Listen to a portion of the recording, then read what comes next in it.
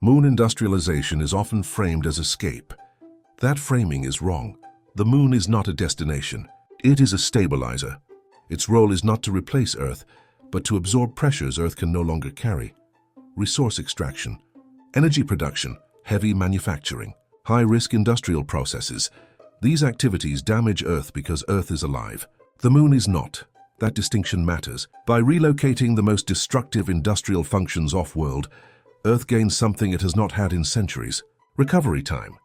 Moon industry does not grow endlessly. It grows to a defined capacity. Enough to replace critical minerals, reduce terrestrial mining, stabilize supply chains, lower environmental cost per unit of growth. Once that threshold is reached, Earth restoration accelerates.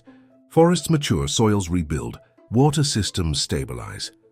At that point, moon industry becomes maintenance-driven, not expansion-driven. This is the civilizational pivot. Growth without extraction, progress without collapse. The moon becomes an industrial buffer, a pressure valve for a living planet.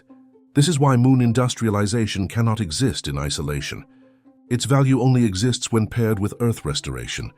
That is why these two playlists are linked. If you came here from Earth restoration, you now see where the industrial burden moves. If you started here, you now understand why Earth can recover. Neither works alone. Together, they form a closed system. This concludes the moon industrialization arc. The next step returns us to Earth, to finalize restoration with the moon now in place.